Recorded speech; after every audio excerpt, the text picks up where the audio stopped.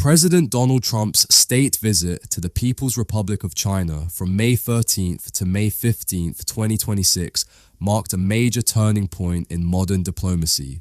It signaled a shift away from open confrontation between the world's two biggest powers toward a phase of cautious cooperation and managed competition. The visit, the first by a US president to Beijing in nearly 9 years, came at a time of global instability, including the ongoing war in Iran, the breakdown of major arms control agreements, and the economic fallout from the 2025 trade war that reshaped global supply chains. More than just a bilateral meeting, the summit became a high-stakes effort by Washington and Beijing to maintain a fragile stability while still pursuing very different strategic goals. When Air Force One landed at Beijing Capital International Airport on the evening of May 13th, the visit began with strong symbolism and carefully staged diplomacy. President Donald Trump was welcomed by Chinese Vice President Zheng and Vice Foreign Minister Zhaoxu, alongside a military honor guard, a military band, and hundreds of flag-waving Chinese students. The grand reception was meant to project respect and stability despite deep tensions between the two countries. Trump was also accompanied by some of America's most influential business leaders, including Elon Musk of Tesla, Tim Cook of Apple, and Jensen Huang of Nvidia. Their presence highlighted that trade, technology, and economic deals remained at the center of the administration's approach to China. The conflict in Iran, triggered after US and Israeli strikes, became the biggest issue hanging over the Beijing summit. The meeting, originally planned for April, was delayed as the Trump administration dealt with the closure of the Strait of Hormuz, a vital shipping route through which nearly 1/5 of the world's oil and gas normally passes. For the United States, the war created major political pressure at home, with gasoline prices rising above $4.50 a gallon and inflation hurting President Donald Trump ahead of the November midterm elections. China's role in the crisis was complicated. As Iran's biggest oil buyer and an important diplomatic partner, People's Republic of China had significant influence over Tehran. At the same time, China is also the world's largest crude oil importer, making it highly exposed to the energy disruptions caused by the Hormuz closure. The US delegation came to Beijing hoping China would pressure Iran to reopen the strait and move toward a settlement on American terms. Although Trump publicly claimed, "I don't think we need any help with Iran," the presence of Secretary of State Marco Rubio and Defense Secretary Pete Hegseth showed how urgently Washington wanted a diplomatic breakthrough to stabilize global energy markets.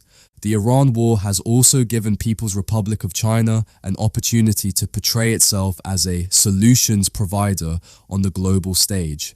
Beijing has offered supplies such as jet fuel and green technology to regional partners, including Thailand and Australia, to help offset shortages caused by the US blockade.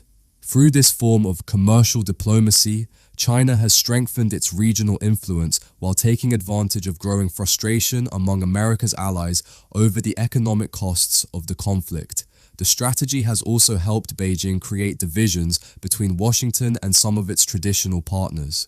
A major focus of the 2026 Beijing summit was moving away from the chaotic tariff battles of 2025 toward a more stable system of managed trade between the United States and People's Republic of China.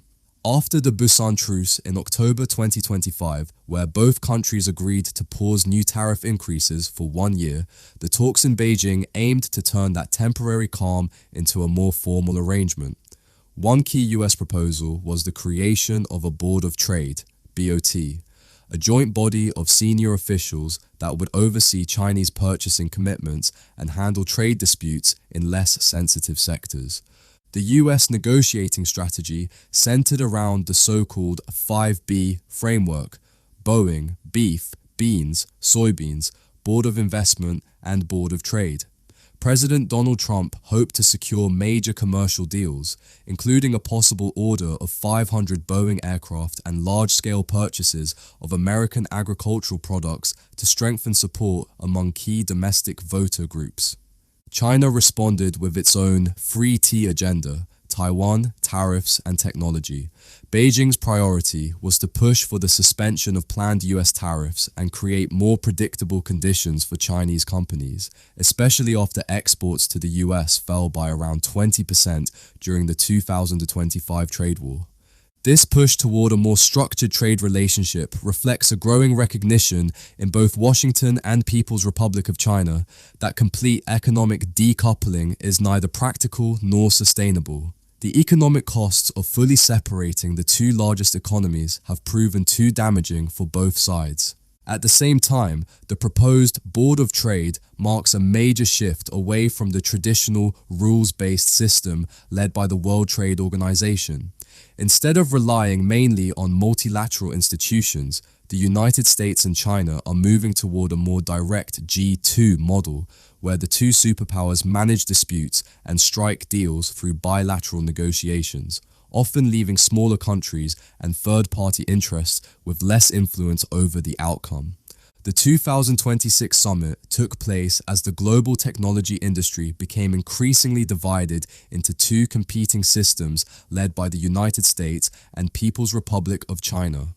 Although the Trump administration eased some restrictions on advanced AI chips, allowing limited case-by-case sales of NVIDIA H200 processors to China, the broader technology truce remained fragile and controversial in Washington. The presence of NVIDIA CEO Jensen Huang in Beijing showed that American tech companies still see China as a vital market, even while the US government tries to reduce strategic dependence on Chinese supply chains. At the same time, Congress pushed for tougher controls through the proposed MATCH Act, multilateral alignment of technology controls on hardware. The legislation aimed to block China's access to advanced semiconductor manufacturing equipment by expanding restrictions from individual firms to entire sectors and countries. It targeted major Chinese technology champions such as SMIC, Huawei, CXMT, and YMTC. The bill would also pressure US allies to adopt similar restrictions or face unilateral American controls. This highlighted a major divide inside Washington itself. President Donald Trump viewed technology restrictions as leverage for broader trade and geopolitical deals, while the US security establishment increasingly saw limiting China's technological rise as a long-term strategic necessity. China responded by accelerating its push for technological self-reliance under its 2026 to 2030 economic plan, sharply increasing investment in artificial intelligence, biotechnology, and clean energy to reduce dependence on foreign technology. Taiwan remained the most sensitive issue at the summit. Beijing was angered by Washington's approval of an $11 billion weapons package for Taiwan in late 2025, the largest such ever, even though deliveries had not yet begun. Chinese leaders saw the summit as a chance to pressure the United States into limiting support for the island. Analysts closely watched for any sign that Trump might soften Washington's position on Taiwan in exchange for Chinese cooperation on Iran or trade. Beijing pushed for the US to move beyond, saying it does not support Taiwanese independence and instead formally state that it opposes it. Though subtle in wording, such a shift would represent a major change in decades of US policy and could embolden China to intensify pressure on Taiwan. Trump's emphasis on his personal relationship with Chinese President Xi Jinping suggested a more personalized style of deterrence, relying on leader-to-leader diplomacy rather than traditional military guarantees. Critics argued this approach risked signaling that US support for Taiwan could become negotiable.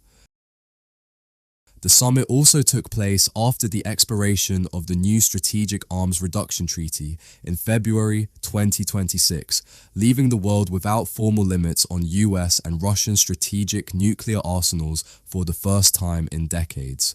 Trump pushed for a new three-way nuclear agreement involving the United States, Russia, and China, arguing that any future arms control system excluding Beijing was outdated. China, however, remained reluctant. Beijing argued that its nuclear arsenal, estimated at around 600 warheads, was still far smaller than those of the United States and Russia, both of which maintain roughly 5,000 warheads. Chinese officials also feared that joining such a treaty would lock China into permanent nuclear inferiority, while Washington expanded missile defense programs such as the proposed Golden Dome. Instead of a major treaty breakthrough, discussions focused on smaller confidence-building measures, including missile launch notifications and cooperation to prevent AI-related nuclear escalation. Still, the lack of agreement on the basic meaning of strategic stability raised fears of a new multi-power arms race. The summit exposed growing weaknesses in the American alliance system, Trump's America First approach, including tariff disputes with allies, criticism of NATO, and unilateral decisions during the Iran conflict, strained relations with traditional US partners. Several countries increasingly pursued independent relationships with Beijing. South Korea restored closer ties with China in early 2026, while Canada expanded cooperation with Beijing in energy and electric vehicles. Across Europe, leaders from Germany and the United Kingdom secured major trade agreements with China, reflecting a broader strategy of balancing relations between Washington and Beijing. Other regional powers also adjusted their strategies. Japan pursued a more independent Indo-Pacific policy while remaining cautious about possible Trump-Xi deals. India worried that a softer US approach toward China could weaken its own strategic position in Asia. Association of Southeast Asian nations, states sought to avoid dependence on either superpower amid growing regional tensions. The European Union became more willing to openly challenge Washington on issues ranging from Iran to trade policy. As a result, the United States entered the Beijing summit with less unified international backing than in previous years, while China presented itself as a more stable and predictable economic partner.